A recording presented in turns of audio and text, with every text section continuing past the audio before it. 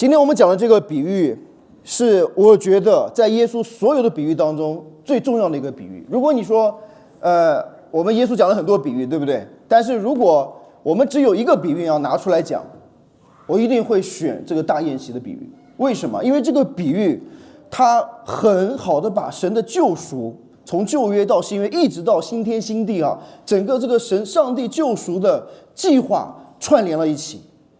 就是你透过这个比喻，你可以清楚的看见神的心意，尤其是对我们救赎的这个心意是什么啊？所以我们今天来分3个方面来看。第一个，弥赛亚的宴席到底是在指什么？这个主题是从旧约到新约一直贯穿下来，一直到永恒当中，我们还要去赴这个弥赛亚的宴席，这是第一个。第二个，那些轻视弥赛亚宴席的后果的那些，就是轻视弥赛亚宴席的人，他们会带来怎样的后果？第3个，我们要去学习，就是谁可以来参加弥赛亚的宴席？我们来看路加呢，接下来就说，同席的人有人听到这些话，就对耶稣说，在神国里吃饭的人有福了。好，所以这些话是什么话？就是我们讲第14章一开始哈，整个这个故事的背景就是一个法利赛人的官请耶稣来吃饭，对吧？然后告诉耶稣，要想挑他的毛病哈，窥探他。耶稣就讲了这个安息日治的一个病，然后同时呢也讲到你们凡自高的要谦卑啊，不要先坐在首位啊。然后讲完之后呢，有人就说，听到这个话，就说在神国里吃饭的人有福了。哎，为什么这个人不知道这个人是谁啊？但是因为那个场景是法利赛人请耶稣吃饭，而且耶稣回应他们的时候是有法利赛人还有律法师等等哈，所以这个人呢很可能也是他们其中的一员那他就说在神国里吃饭的有福了。这个概念对于犹太人来说不是一个陌生的概念，就是我讲的这个弥赛亚的宴席不是一个陌生的概念，这个概念对于他们来说是非常重要的一个概念，就是在神国里吃饭。当然这个吃饭并不仅仅是字面意义上的一个吃饭你看在旧约的时候，就是在以赛亚书，神已经应许或者说预言他的拯救，他特别讲了这一段，他说在这山上万军之耶和华必为万民用肥甘摆设宴席，用陈酒和满碎的肥甘并澄清的陈酒摆设宴席，他又必在这山上除灭遮盖万民之物和遮蔽万国门脸的帕子，他已经吞灭死亡直到永远。主耶和华必擦去个人脸上的眼泪，又除掉普天下他百姓的羞辱，因为这是耶和华说的所以你看在整个旧约里面包括先知的预言都已经在说神的这个宴席表明的是他的得胜，表明的是他救赎的成就因为他特别提到说他要吞灭死亡直到永远，特别也讲到神要擦去我们脸上的眼泪你就会想到在启示录新天新地里面讲到的神要擦干我们的眼泪所以在以赛亚书，在这个耶稣诞生之前800年，神早就已经预言了说神他要摆设这样的一个宴席，他有设立这样的一个宴席，而这个宴席他所展现的是神的得胜我们可以借着这个宴席或者是参与这个宴席，我们可以能够战胜死亡，我们可以耶稣这个主可以擦干我们的眼泪，可以医治我们，除掉我们的羞辱，除掉我们的罪所以在旧约里面他们已经有这个概念了，就是神有一个宴席这个宴席可以除灭我们的罪，可以吞灭死亡，解决我们最根本的这个问题战胜我们最根本的这个敌人。但是这个宴席怎么吃呢？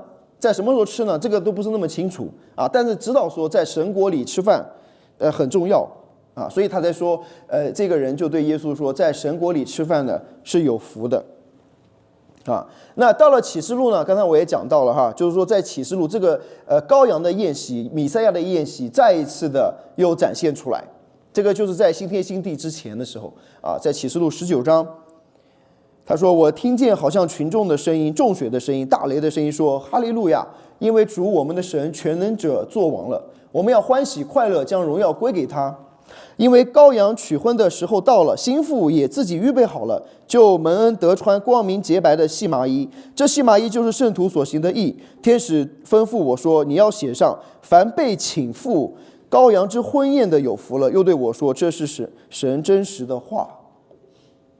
所以你看，这个宴席到什么时候才开始啊？或者什么时候才成就啊？或者说这个宴席什么时候开始吃？你看，神其实有提，在旧约已经讲了，这个神的宴席啊，耶稣也讲了这个大宴席的比喻。可是这个宴席真正开席真正开吃是什么时候？什么时候准备好了？你看，是耶稣再来的时候，对吧？那个新妇当然指的就是教会了哈。那而且他把这个宴席也是比喻成一个婚宴那在马太福音里面的这一段里面，他就讲的是婚宴，路加就是讲这个宴席。那所以这个宴席什么时候真的开吃呢？是耶稣再来的时候神完全得胜的时候，战胜魔鬼的时候是我们完全被这个就是被称为义被完全成圣的这个时候所以你看到这个宴席它从旧约到新约到耶稣的时代，然后最后神的这个成就你可以看到。最后我们的目的如果我们当然这是一个比喻这是一个意象性的一个形容但是你没有发现，如果我们说这个我们信主最重要的一个目的是什么？有人说我上天堂但是再具体一点呢？其实就是要去赴这个宴席所以我们可以这样说，就是神在起初的时候就预备了这样的一个宴席，但是呢，我们都没有资格参加后面我们会说谁可以参加。然后因着耶稣基督的救赎，使我们可以进入到这个宴席当中。当然还没有真的去吃到耶稣再来的时候，他完全得胜的时候，这个宴席开始了。那在基督里的被拯救的人就可以赴宴，就可以去吃这个宴席了，对不对？所以你看到整个的上帝的救赎的计划，你可以简单的来说，神他的救恩其实就是为了让我们能够赴这个宴席。当然这个宴席本身是不是真的吃什么东西，那是另外一回事但是我们用这样的一个比喻来说明，我们被神接纳，我们可以进入到天国，我们可以来赴宴是这样的一个意思。所以这个弥赛亚的宴席非常的重要，大家一定要清楚这个概念，就是弥赛亚的这个宴席到底在指什么耶稣就开始讲了他说耶稣就对这个人说，你不是觉得在神国里吃饭的有福了吗？没错，是有福的。但是他说什么呢？有一个人摆设大宴席，请了许多客，到坐席的时候就打发仆人对所请的人说，你来吧，请来吧，样样都齐备了。众人呢异口同音的推辞。头一个说，我买了一块地，必须去看看，请你准我辞了。又一个说，我买了5对牛，要去试一试，请你准我辞了。又一个说，我才娶了妻，所以不能去。这个比喻里面很清楚说，有一个人摆大宴席，请他们来吃饭那这个人是指谁呢？当然就是指主了，是吧？指神设了一个大宴席，请他们来吃饭。可是这些人他们已经是被邀请的，你看，所以这个仆人就是去找这些被邀请的，就之前已经请过你了，已经告诉过你了，对不对？已经给你过这个机会了，告诉你说我要摆一个宴席，到时候请你来。所以他们就对这些被请的人、被邀请的人说，请来吧，样样都齐了。那这个里面所请的人是指谁呢？在这个上下文当中，肯定就是指的这些犹太人、法利赛人，对不对？因为他们是神的百姓，他们是神的儿女，上帝一开始就特别拣选他们成为神的百姓，对吧？所以他们已经是被邀请的人了他们本身对于外邦人来说，他们已经有这样的一个先天的优势，就是他们是被邀请的。可是他们的回应是什么他们异口同音的推辞，说我买了一块地要去看看，我买了5对牛要去试试，我才娶了妻子所以不能去。好，问题来了，你觉得他们的这些借口就是合不合理？你们觉得他们的借口合不合理？我买了一块地，我现在不能去吃饭，我要去看一下。我买了5对牛，要去试一试。我才娶了妻，所以不能去。你说可能有些人觉得也挺合理的哈，好像是有事情啊。但是你不要忘记一件事情，就是在这个比喻当中啊，是谁请他们吃饭？这个很关键。还记得在这个上文当中，我们特别讲到这个荣耀跟耻辱，对不对？羞耻是谁来？那个人一开始进入宴席当中，他一开始就坐在首位，对吧？后来主人说你怎么坐这里，都坐到后面去，他不就羞耻了吗？那个人一开始坐在末位，但是呢，主人让他坐在上位，他就荣耀了，对吧？所以我们上次特别讲到，这个荣耀跟耻辱是谁来定的？是这个主人。而这个主人请你吃饭的时候，他有借口，那他的这个借口会让这个主人怎么想？你想想看，因为首先你这样想哈，当这个主人把一切都预备好了，而且之前邀请过你说现在要吃饭，如果你说哎呀我生病了，或我出车祸了，我觉得还可以理解。你说我买了一块地必须去看看，你明天不能去看吗？我买了5对牛要去试一试，你明天不能去试吗？我刚刚娶了老婆，所以不能去。你如果是那天结婚，我还可以理解。你都已经娶了老婆了，对吧？他用了一个过去的时态哈。那你为什么不能去呢？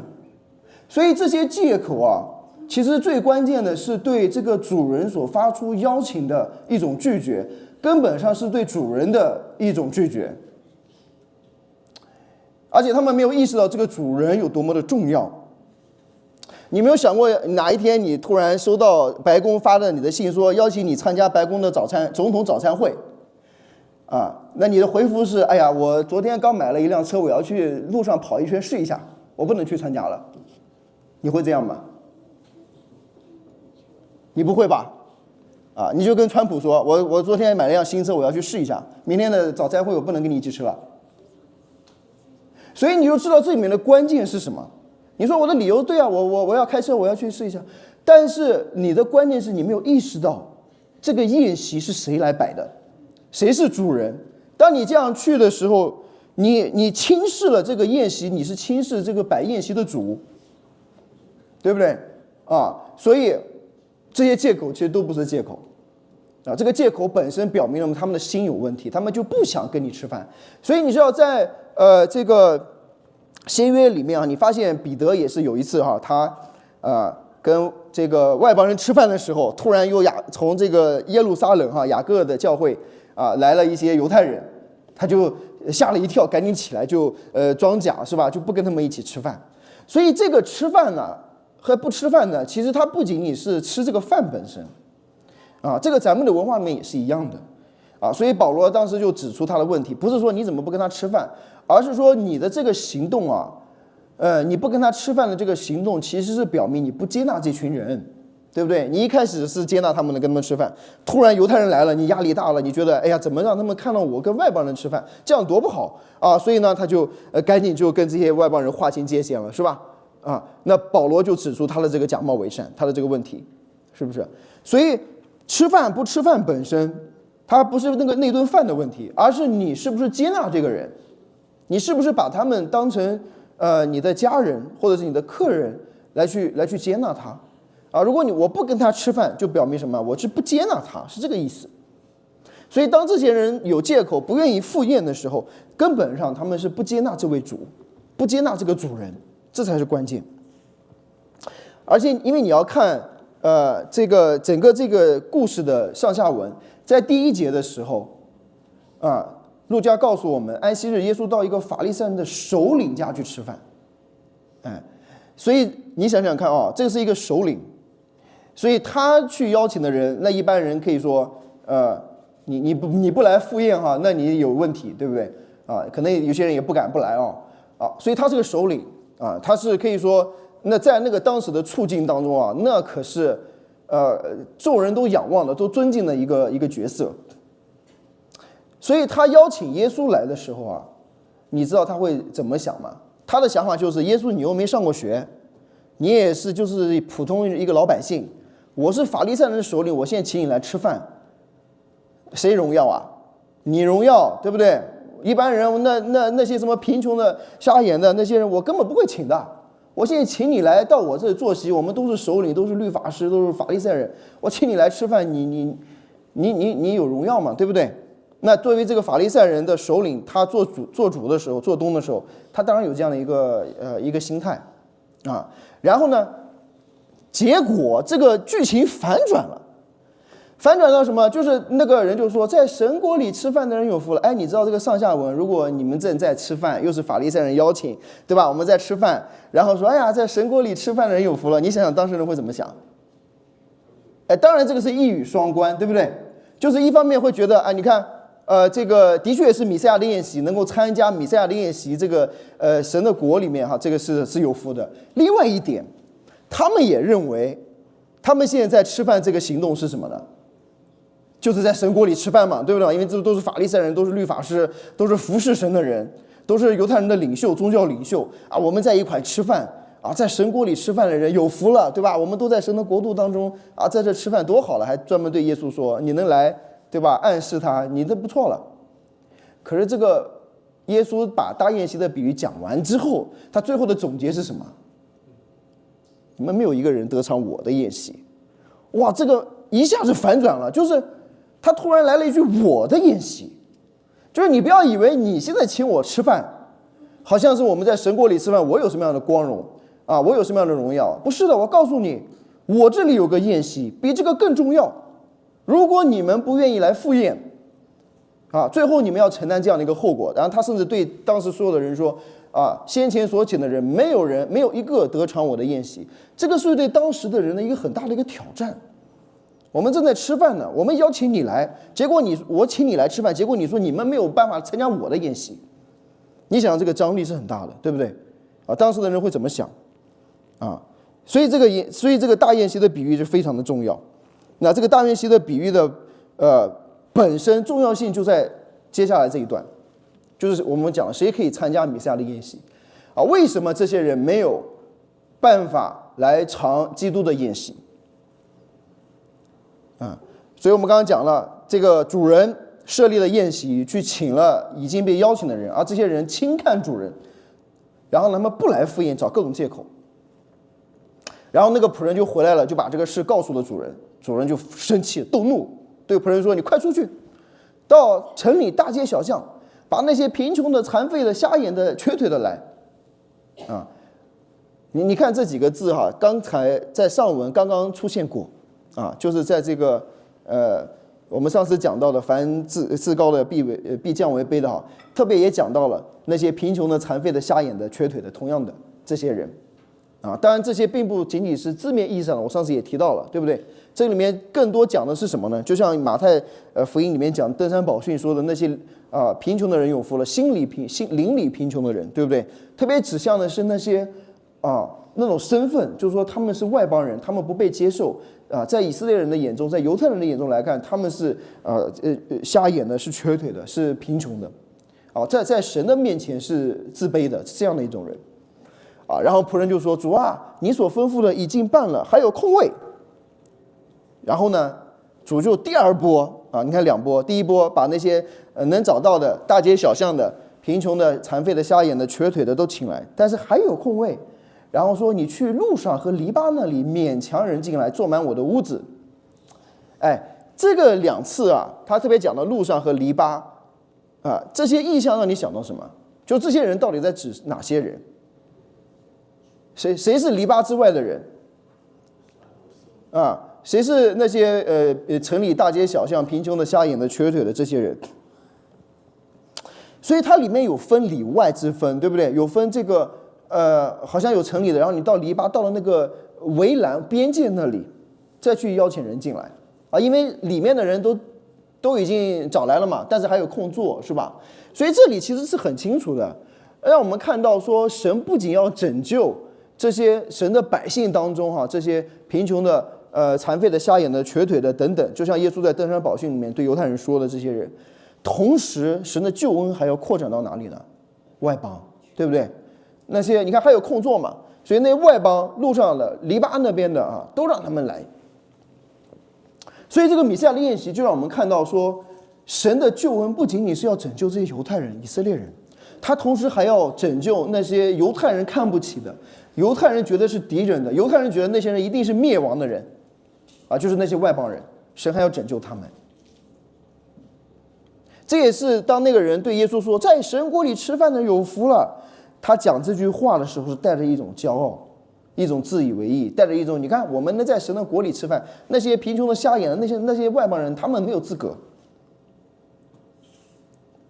可是神却反转了这件事情，甚至耶稣最后的结论是什么？先前所请的，先前所请的是谁？不就是他们吗？不就是跟他们现在吃饭的这些人吗？对不对吗？先前所请的没有一个人得尝我的宴席这个是对他们信仰的根基性的一个拆毁。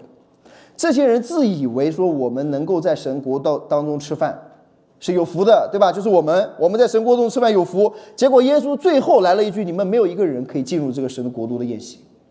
你想想，这是一个彻彻底底的否定所以我要讲的是，你看这一段经文，谁可以来参加弥赛亚的宴席？我想问大家，这些贫穷的、瞎眼的、瘸腿的、残废的还有那个路上的、篱笆外的这些人，他们是不是因为他们有资格可以参加弥赛亚的宴席，所以神把他们叫进来？是不是因为他们做得好，他们有资格？他们就像这些法利赛人认为的，他们是神的百姓嘛，他们自然而然在神的国度当中吃饭嘛，这是很正常的他们有资格，对不对？那这些人有没有？是不是因为他们有资格才可以进入弥赛亚的宴席呢？不是吧？所以路加这样描述，他其实在强调一件事情，就是这些人进入到弥赛亚的宴席当中，都不是因为他们做得好，也不是因为他们配得，这完全是出于神的恩典和拣选，对吧？是神把他们叫进来的，对吧？不是他们自己主动来的，对不对所以在这里路加强调的不是说上帝选人是随机的，在路上拉个人就进来了，不是这个意思。好像上帝拣选的时候撒个这个骰子，对吧？你好像中奖了你就信主了，不是这样的。他在这里强调的不是上帝拣选的一个随机性，而是强调上帝拣选我们的神的一种恩典，他的主动性是神的恩典，对吧？那为什么我这样说呢？因为你看在马太的这个版本当中，他这个故事还没有结束呢。马太的版本中还有个继续的内容。马太的版本当中就这些人来了嘛，对吧？把他们请来了，请来之后坐满了，王就进来看这些人，发现有个人没穿礼服，然后就对他说：“朋友，你来这里怎么不穿礼服呢？”那人无言可答。于是王就对使唤的人说：“捆起他的手脚来，把他丢在外面的黑暗里，在那里必要哀哭切齿了。”所以你看到神不是说，哎呀，这些因为他们是贫穷的、瞎眼的、瘸腿的这些人他们都来，只要你是贫穷的、瞎眼的、瘸腿的，你就可以来赴宴不是这个意思那个路加在那里强调的是，神让他们来是出于神的恩典，但同时这里也表明他们来了以后，他们怎么样？有人没穿礼服，什么意思？什么叫没穿礼服所以你看，在这里我们就回到了这个问题了：谁可以来参加弥赛亚的宴席？并不是说你只要是外邦人，你只要是贫穷的、瞎眼的，你只要是他把你叫来了，你就可以参加的，对不对嘛？所以不是这个意思，因为这些人来了嘛，来了之后有一个人没穿礼服，所以真正决定他能不能参加弥赛亚宴席的，并不是说他是犹太人也好，还是外邦人也好，还是这个什么人也好，或者是你是贫穷的也好，不是这个都不相关的。这些都是神的恩典，神拣选你那真正相关的是什么？礼服。所以这里的礼服指什么？我不知道大家刚才读这个启示录那段的时候有没有注意到，其实有提到这个礼服我们再读一遍，你注意一下在哪刚才我们才读过，我们一起来读启示录19章6到9节预备请。我听见好像群众的声音、众水的声音、大雷的声音，说：哈利路亚！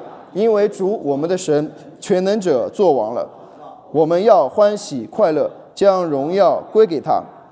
因为羔羊取婚的时候到了，新妇也自己预备好了，就蒙恩得穿光明洁白的细麻衣，这细麻衣就是圣徒所行的义。天使吩咐我说，你要写上，凡被请赴羔羊之婚宴的有福了。又对我说，这是神真实的话。有没有提到衣服？这个衣服是什么？你如果不穿这个衣服，你能来赴宴吗？所以这里面的衣服，这衣服是什么？是神的义。所以这是为什么我们一直在强调说，我们能够被神所接纳，不是因为我们做得好，而是因为我们披戴着耶稣基督的义袍。他把他的义袍，他的这个衣服遮盖我们，披戴我们，让我们可以得成为义。但同时，这个义不仅仅是耶稣给我们披戴的义，同时也是我们因着被拯救、被拣选，我们的这个生命被改变所行出来的义，对不对？所以这些就是说，如果你来到参加弥赛亚的宴席，你是自以为义的来，而不是披戴着基督的义而进来的，那你就没办法参加，就是这个意思所以上帝拣选人不是随机的挑一些人来，也不是说你只要是贫穷的、瞎眼的你就可以来，也并不是说你只是犹太人、法利赛人就不能来。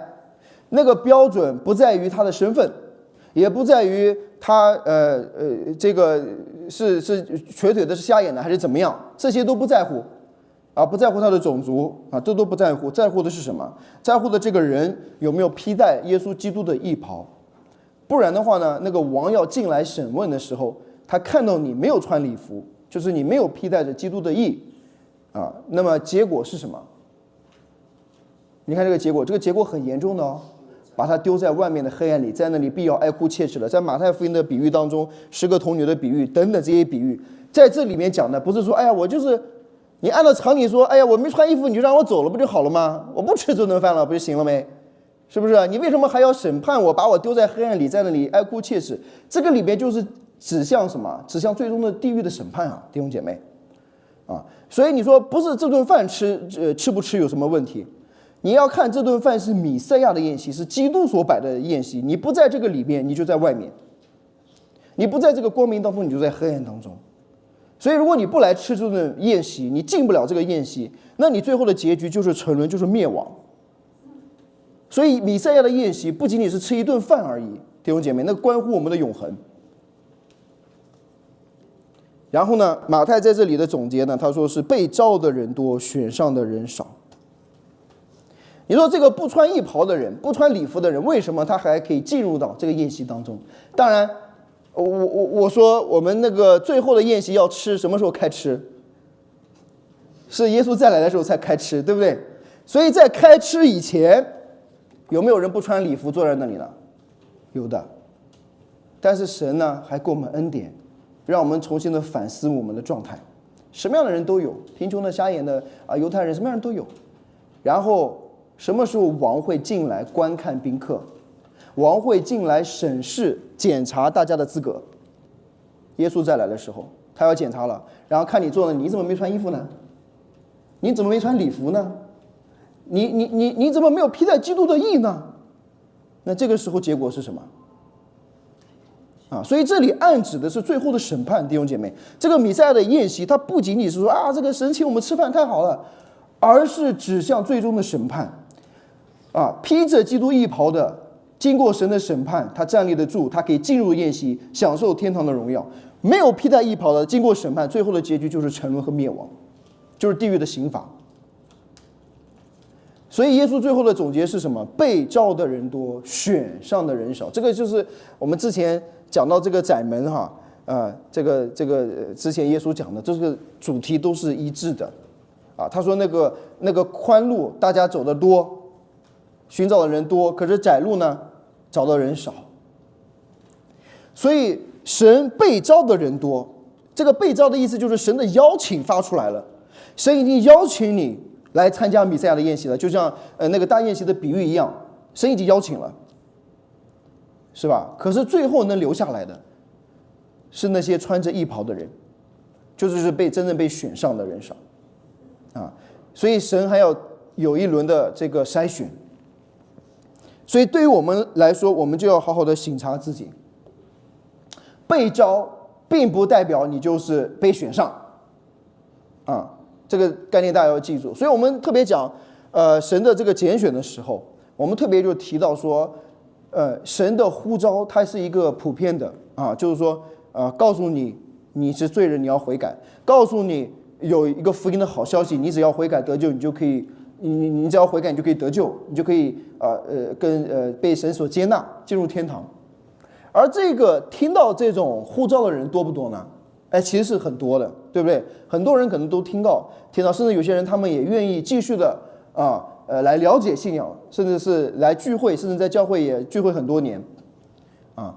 可这些都是属于被召的，他们尝过了主恩的滋味啊，他们能够看到，他们感受到了圣灵的工作啊，他们蒙了这个神的光照，他们能够感受到弟兄姐妹教会里面的这种爱啊，这种公义，这种圣洁，这些都是可以说是他们是被召的，就是神已经呼召他们了。可是最后选上的呢，是不是一定呢？那不一定。所以真正选上的那个关键是什么？刚才我已经又强调了一遍了哈，真正被选上的，在乎你穿的这件衣服，是你自己的义，自以为义的义，还是基督的义袍？这个是一个分界线，一个核心。所以这里面给我们带来的一个应用是什么呢？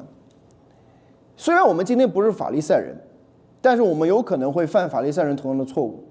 因为被召的人多，选上的人少，这件事情不仅仅是对法利赛人说的，不仅仅是对犹太人说的，也是对我们所有人说的，对不对？所以我们应当警醒在主的面前。如果你是那个法利赛人，在当时跟耶稣吃饭的时候，听到耶稣讲完这个故事，正常的反应是什么？正常的反应，你应该想，当耶稣说他举这个比喻的时候说，先前被邀请的人没有一个参加我的宴席，那在当时在座的人，你就应该想，我为什么不能参加这个宴席？我怎么样才能参加这个宴席？我有没有能够参加这个宴席？对不对？这是正常的一个想法。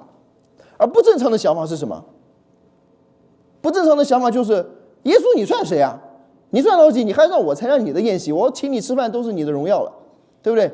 他们自以为意自高，然后呢就拒绝耶稣。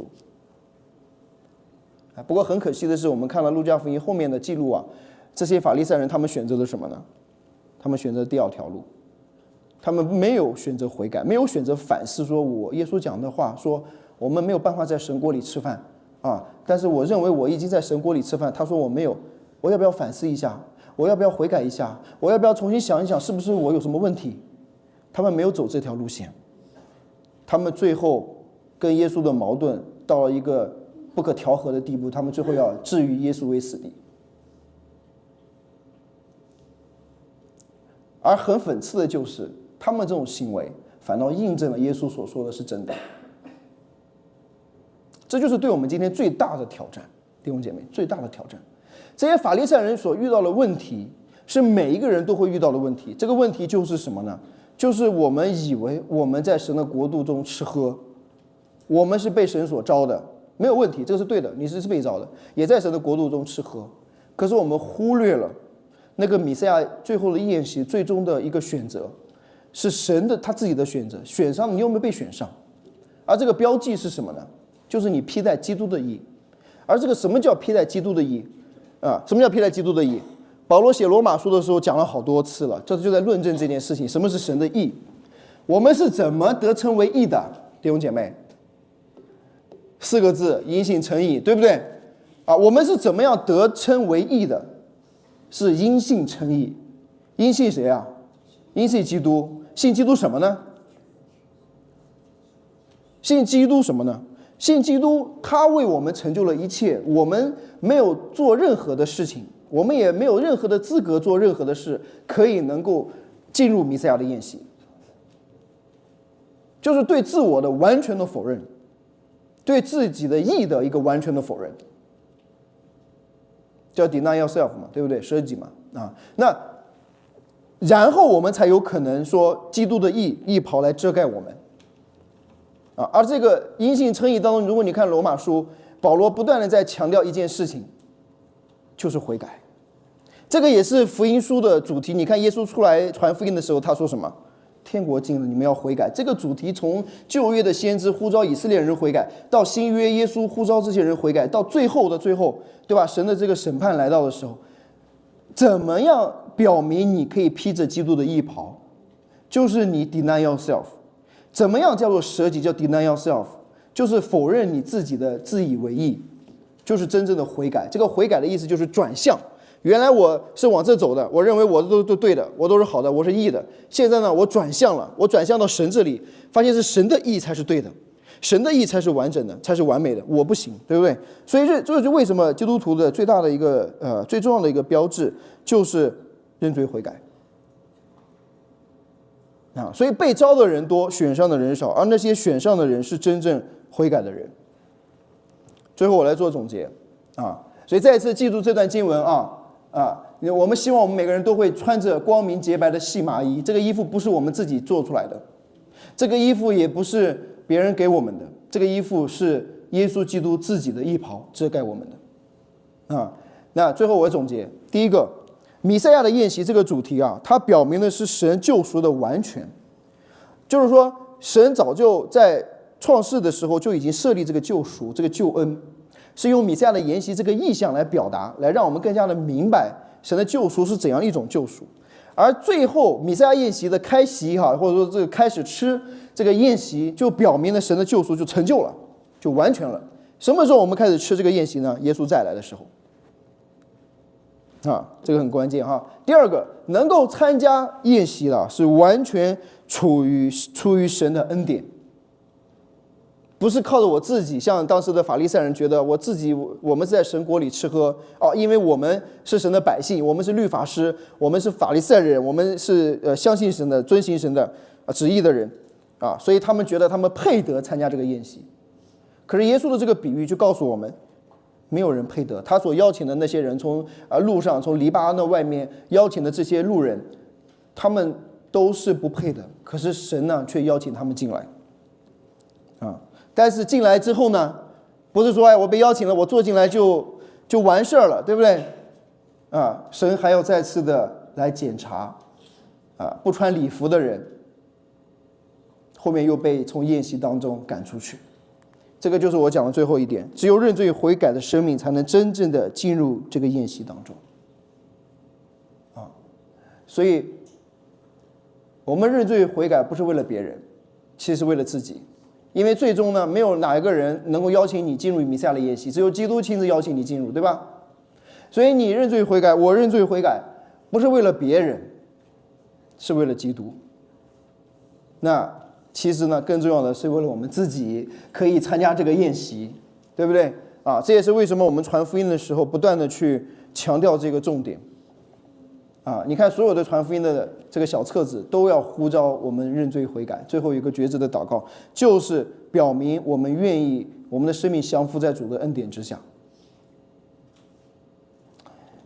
最后呢，我就想用这样的一个图画来再一次的激励我们，不仅我们自己被福音更新，同时我们要好好的传扬主的福音。你有没有想过，如果有一天在弥赛亚的宴席当中，我们都坐在那里了你的家人、你的妻子、你的丈夫、你的孩子也都坐在那里了。这个时候耶稣来了对你的孩子说，你怎么没有穿礼服，你就是坐在这里呢？现在你需要被丢在黑暗当中，在那里必要哀哭切齿了。你坐在他的旁边，你会怎么想？如果是你爱的人，是你关心的人，以为我们都已经坐在弥赛亚的宴席当中了，可是当耶稣再来的时候，他发现这些人可能从来不是真正的重生得救，他被从弥赛亚的宴席当中被赶走，被驱入到黑暗当中、灭亡当中、地狱当中，你会怎么想？所以亲爱的弟兄姐妹，我们一定要认识到这个福音的紧迫性，也认识到审判的真实。我们要好好的传福音，同时也要警醒自己的生命。如果有一天耶稣这样对你说，我不认识你，你不要说为我做这个做那个，你不能对主说，哎呀，你看我为你做了那么多事情，没有功劳还有苦劳呢，对不对？你我为你做了那么多事情，我奉献了一切，最后你竟然跟我说我不认识你。在神的国度当中，不是按照这个世界的国运作的。你做了再做，你以为你做，那法利赛人他们做的不多吗？他们为主付上了一切，这些律法师他们做的不多吗？可是耶稣对他们呢，没有任何一丁点的认可，而是完全的否认。你们没有一个人可以进入我的宴席，是多么可怕的审判！如果我们坐在那个宴席当中，主将对我们说：“我不认识你，从我的宴局当中出去。”那我想，我们一生，我们在这里做什么？我们在这聚会，我们图了什么？我们为什么？我们为什么还要信主呢？如果我们信的是一个虚假的福音，我们来到这里，我们到底为了什么？是寻求别人的认可吗？是寻求我们心里面自我感受良好吗？不是的。我们所做的每一个选择，我们来到教会，我们跟随主，因为这个会决定我们的永恒啊，决定我们最后的去处。而在那个时候，当主说你从这个地方出去的时候，不管他是你的丈夫、你的妻子、你的孩子，没有谁可以替他说话。所以我一直都在这个跟这些做父母的说，你们关注孩子，不要只关注他学习成绩这些，你一定要关注他有没有重生得救，那个才是关乎他的永恒。他以后在这个世界上，哪怕他做得再好、再大啊、再有钱、再有地位，做了首领了，法利赛人的首领，对不对？做了国家主席了，或者做了总统了，可是他没有重生得救。有一天在弥赛亚的宴席当中，他要被赶出去。所以趁着我们还有机会的时候，好好的悔改认罪，是不是？所以我就说，我们一定要看重神所看重的东西，啊，这才是我们最重要的。我们这个，如果我们爱他们，我们就要看重神所看重的，同时也用这个福音对付我们自己，让我们自己来审问自己，有一天神是不是会说我不认识你啊？求主帮助我们，我们一起来祷告。